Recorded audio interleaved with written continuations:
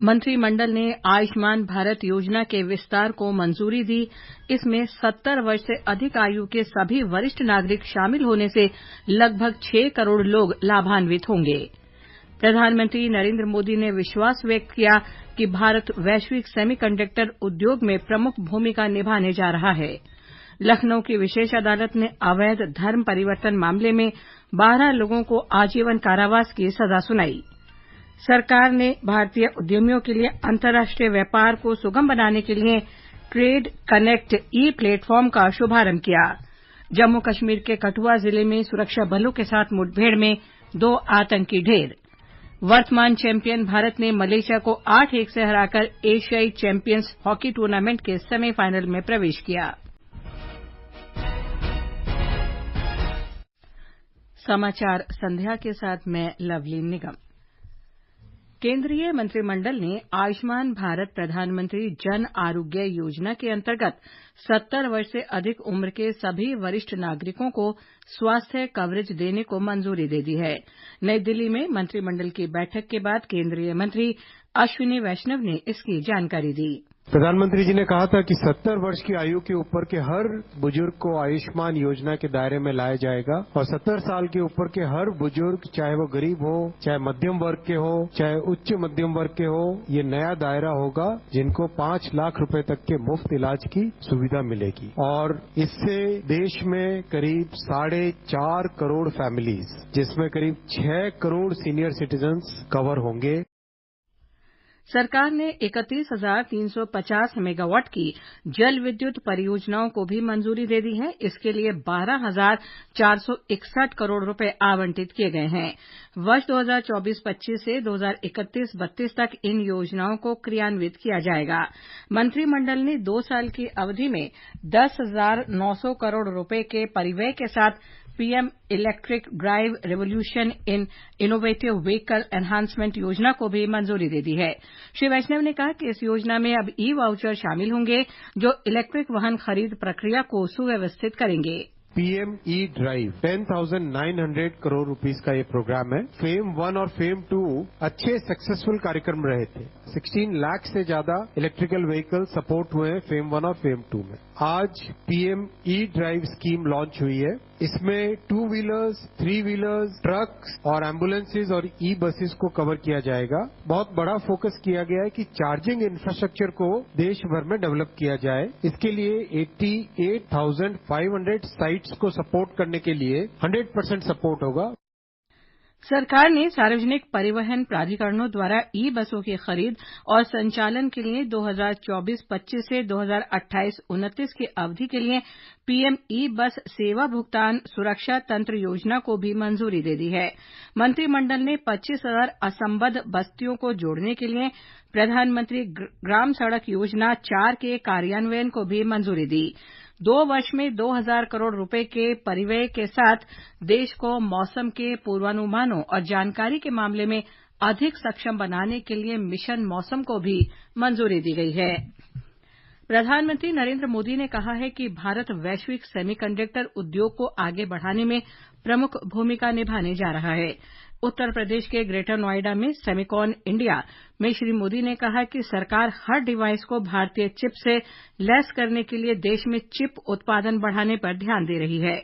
प्रधानमंत्री ने कहा कि सरकार ने देश में सेमीकंडक्टर उत्पादन बढ़ाने के लिए कई कदम उठाए हैं, जिसमें सेमीकंडक्टर विनिर्माण सुविधाओं की स्थापना के लिए मदद देना शामिल है। भारत में सेमीकंडक्टर मैन्युफैक्चरिंग फैसिलिटी लगाने के लिए 50% सपोर्ट भारत सरकार दे रही है। इसमें राज्य सरकारें भी अपने स्तर पर और मदद कर रही है। भारत की नीतियों के कारण ही बहुत कम समय में 1.5 ट्रिलियन रुपीज से ज्यादा के इन्वेस्टमेंट इस क्षेत्र में भारत में हो चुके हैं। इसलिए चाहे मोबाइल मैन्युफैक्चरिंग हो, इलेक्ट्रॉनिक्स मैन्युफैक्चरिंग हो या सेमीकंडक्टर्स हो, हमारा फोकस एकदम क्लियर है।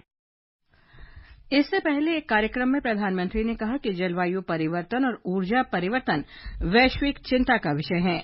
हरित हाइड्रोजन पर एक वर्चुअल अंतर्राष्ट्रीय सम्मेलन में श्री मोदी ने कहा कि कार्बन उत्सर्जन को खत्म करने के लिए हरित हाइड्रोजन को बढ़ावा देने में अंतर्राष्ट्रीय सहयोग महत्वपूर्ण है। प्रधानमंत्री ने कहा कि हरित हाइड्रोजन उन उद्योगों में कार्बन उत्सर्जन खत्म करने में मदद कर सकता है जिन्हें विद्युतीकरण करना मुश्किल है। ये समाचार हमारी वेबसाइट www.newsonair.gov.in और हमारे न्यूज ऑन एआईआर ऐप पर भी उपलब्ध हैं। छोटे किसानों की शक्ति, कोऑपरेटिव की शक्ति और भारतीय नस्ले पशुओं की शक्ति मिलकर एक अलग ही ताकत बनती है। इस ताकत को बढ़ाने और डेयरी के विकास में जुटे पशुपालकों, तकनीशियनों व डेयरी सहकारी समितियों को प्रोत्साहित करने के उद्देश्य से पशुपालन एवं डेयरी विभाग दे रहा है राष्ट्रीय गोपाल रत्न अवार्ड, जिसमें इस बार से पूर्वोत्तर क्षेत्र को भी शामिल किया जा रहा है। आवेदन के लिए awards.gov.in पर जाएं या अपने नजदीकी कॉमन सर्विस सेंटर, पशु चिकित्सालय या पशुपालन और डेयरी विभाग से संपर्क करें। आवेदन 15 सितंबर 2024 तक। समाचार संध्या में आपका फिर स्वागत है। वाणिज्य और उद्योग मंत्री पीयूष गोयल ने भारतीय उद्यमियों के लिए अंतर्राष्ट्रीय व्यापार को सुगम बनाने के लिए आज नई दिल्ली में ट्रेड कनेक्ट ई प्लेटफॉर्म का शुभारंभ किया। इस ऑनलाइन प्लेटफॉर्म पर उद्यमियों को अंतर्राष्ट्रीय व्यापार से जुड़े नियमों, व्यापार समझौतों, व्यापार साझेदारी, सीमा शुल्क और विदेशी खरीदारों की सारी जानकारी एक ही जगह पर उपलब्ध होगी। उन्होंने उम्मीद जताई कि ई प्लेटफॉर्म से वैश्विक बाजार में भारत की हिस्सेदारी बढ़ेगी। रक्षा मंत्री राजनाथ सिंह ने कहा है कि सरकार सीमावर्ती क्षेत्रों के विकास के लिए पूरी तरह प्रतिबद्ध है। नई दिल्ली में सीमा क्षेत्र विकास सम्मेलन में श्री सिंह ने कहा कि भारत की भू रणनीतिक स्थिति कुछ ऐसी है कि उसे कई तरह की चुनौतियों का सामना करना पड़ता है। इनसे निपटने का सबसे अच्छा तरीका सीमा क्षेत्रों का विकास सुनिश्चित करना है। रक्षा मंत्री ने कहा कि सीमावर्ती क्षेत्रों में पर्यटन को बढ़ावा देने पर सरकार विशेष जोर दे रही है। 2020 से लेकर 2023 तक के 3 वर्षों में लद्दाख, सिक्किम, अरुणाचल प्रदेश का टूरिज्म 30% तक बढ़ा है। इसी तरह कश्मीर में पिछले कुछ वर्षों की अपेक्षा टूरिज्म में अच्छी खासी बढ़ोतरी भी देखी गई है। बढ़ते टूरिज्म का ही असर है कि इन क्षेत्रों में जॉब क्रिएशन और लोकल इकोनॉमी में भी वृद्धि देखी गई है। और मुझे बताया गया है कि लोकल हैंडीक्राफ्ट, हॉस्पिटैलिटी और ट्रांसपोर्ट सेक्टर्स में पिछले कुछ वर्षों में अच्छी खासी संख्या में जॉब भी क्रिएट हुए हैं। केंद्र ने न्यूनतम समर्थन मूल्य पर सोयाबीन खरीदने के मध्य प्रदेश सरकार के प्रस्ताव को मंजूरी दे दी है। नई दिल्ली में कृषि मंत्री शिवराज सिंह चौहान ने इसकी जानकारी दी। पिछले दिनों मध्य प्रदेश के किसान चिंतित थे। सोयाबीन एमएसपी के नीचे बिक रहा। पहले हमने महाराष्ट्र, कर्नाटक जैसे राज्यों को मिनिमम सपोर्ट प्राइस पर सोयाबीन की खरीदी की अनुमति दी थी। कल रात को ही मध्य प्रदेश सरकार का प्रस्ताव आया है एमएसपी पर सोयाबीन की खरीदी का। उस प्रस्ताव को हमने स्वीकृति दे दी है। सोयाबीन जो एमएसपी है, मिनिमम सपोर्ट प्राइस, उस पर खरीदा जाएगा। लखनऊ की राष्ट्रीय अन्वेषण अभिकरण और आतंकवाद निरोधी दस्ते की एक विशेष अदालत ने आज अवैध धर्मांतरण मामले में 12 लोगों को आजीवन कारावास की सजा सुनाई। 4 अन्य अभियुक्तों को 10 वर्ष के कारावास की सजा सुनाई गई। उत्तर प्रदेश आतंकवाद निरोधी दस्ते ने अपने आरोप पत्र में कहा कि मौलाना कलीम सिद्दीकी, उमर गौतम और मुफ्ती काजी जहांगीर आलम पूरे देश में अवैध धर्मांतरण रैकेट चलाते थे। मौलाना सिद्दीकी धर्मांतरण के लिए विदेशों से धन प्राप्त करने में भी शामिल था। जम्मू कश्मीर के कठुआ जिले में आज सुरक्षा बलों के साथ मुठभेड़ में 2 आतंकवादी मारे गए। सेना ने कहा कि सुबह जम्मू संभाग में उधमपुर और कठुआ जिलों की सीमा पर बसंतगढ़ के ऊपरी इलाकों में सुरक्षा बलों और आतंकवादियों के बीच गोलीबारी हुई। अभियान जारी है, ब्यौरे की प्रतीक्षा है। केंद्र ने खालिस्तानी समर्थक समूह सिख फॉर जस्टिस पर प्रतिबंध अगले 5 साल के लिए बढ़ा दिया है। ये प्रतिबंध गैर कानूनी गतिविधियां रोकथाम अधिनियम के तहत लगाया गया है। संगठन ऐसी गतिविधियों में लिप्त रहा है जो देश की अखंडता और सुरक्षा के लिए खतरा है। केंद्र ने 2019 में संगठन पर प्रतिबंध लगाया था। ये समाचार आकाशवाणी से प्रसारित किए जा रहे हैं। भारतीय जनता पार्टी ने कांग्रेस नेता राहुल गांधी की अमेरिका में कथित भारत विरोधी टिप्पणियों के लिए उनकी कड़ी आलोचना की है। पार्टी के वरिष्ठ नेता और रक्षा मंत्री राजनाथ सिंह ने कहा कि राहुल गांधी जिस तरह की भ्रामक और आधारहीन बातें कह रहे हैं वो बेहद शर्मनाक हैं। श्री सिंह ने कहा कि देश में सिख समुदाय पर राहुल का बयान पूरी तरह से निराधार है। उन्होंने ये भी दावा पूरी तरह गलत है कि एनडीए सरकार आरक्षण खत्म करना चाहती है। भारत चीन सीमा विवाद पर उनके दावे को रक्षा मंत्री ने भ्रामक और तथ्यों से परे बताया। पार्टी के वरिष्ठ नेता और गृह मंत्री अमित शाह ने भी राहुल गांधी की टिप्पणियों पर नाराजगी जताई है। हरियाणा विधानसभा चुनाव के लिए आम आदमी पार्टी ने आज अपनी चौथी सूची जारी कर दी। सूची में 21 उम्मीदवार शामिल हैं। सोनीपत से देवेंद्र गौतम और गुड़गांव से निशांत आनंद चुनाव लड़ेंगे। जम्मू कश्मीर में विधानसभा चुनाव के पहले चरण के लिए प्रचार जारी है। प्रधानमंत्री नरेंद्र मोदी शनिवार को डोडा में रैली करेंगे। कांग्रेस पार्टी के इमरान प्रतापगढ़ी शुक्रवार को चरवा कहरा में जनसभा करेंगे और नेशनल कॉन्फ्रेंस के उमर अब्दुल्ला कल डोडा जिले में रैलियों को संबोधित करेंगे। राष्ट्रीय जनता दल आरजेडी ने झारखंड विधानसभा चुनाव इंडिया गठबंधन के साथ मिलकर लड़ने का फैसला किया है। झारखंड में पार्टी प्रभारी जयप्रकाश नारायण यादव ने कहा, सीटों के बंटवारे का फॉर्मूला जल्द ही तय किया जाएगा। नागालैंड सरकार ने दीमापुर, चुमोकेदीमा और न्यूलैंड जिलों के लिए इनर लाइन परमिट लागू करने को मंजूरी दे दी है। इनर लाइन परमिट व्यवस्था के अंतर्गत दीमापुर के निवासियों को 3 श्रेणियों में वर्गीकृत किया जाएगा। श्रेणी 1 और 2 के निवासियों को इनर लाइन परमिट की अनिवार्यता से छूट दी जाएगी। दिल्ली की एक अदालत ने आबकारी नीति घोटाले मामले में मुख्यमंत्री अरविंद केजरीवाल की न्यायिक हिरासत 25 सितंबर तक बढ़ा दी है। इससे पहले केंद्रीय अन्वेषण ब्यूरो ने भ्रष्टाचार मामले में मुख्यमंत्री और अन्य अभियुक्तों के खिलाफ अदालत के समक्ष पूरक आरोप पत्र दायर किया था। और अब आर्थिक जगत की खबरों के साथ हैं स्पर्श सक्सेना।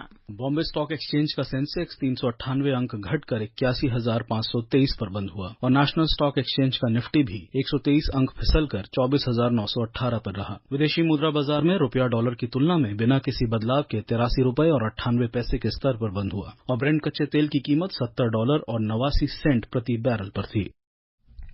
महाराष्ट्र में चंद्रपुर जिले के ब्रह्मपुरी तालुका में बिजली की तार की चपेट में आने से 4 किसानों की मौत हो गई। इस हादसे में 1 किसान घायल भी हुआ है। घटना उस समय हुई जब किसान खेतों में खाद डालने का काम कर रहे थे। घटना की जांच की जा रही है। मौसम विभाग ने राजस्थान, मध्य प्रदेश, विदर्भ, उत्तर प्रदेश और उत्तराखंड में मूसलाधार बारिश की संभावना व्यक्त की है।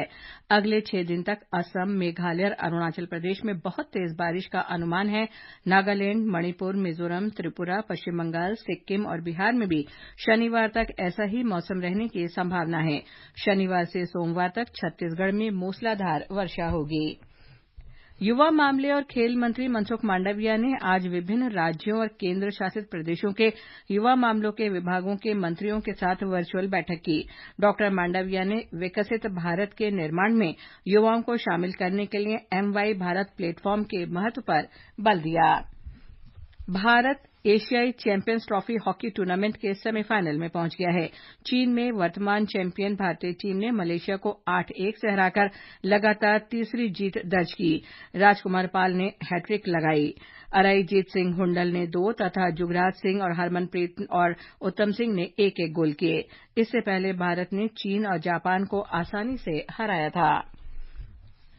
दिल्ली में 63वें सुब्रतो कप फुटबॉल के अंडर 17 बालक वर्ग का खिताब टीजी इंग्लिश स्कूल मणिपुर ने जीत लिया है।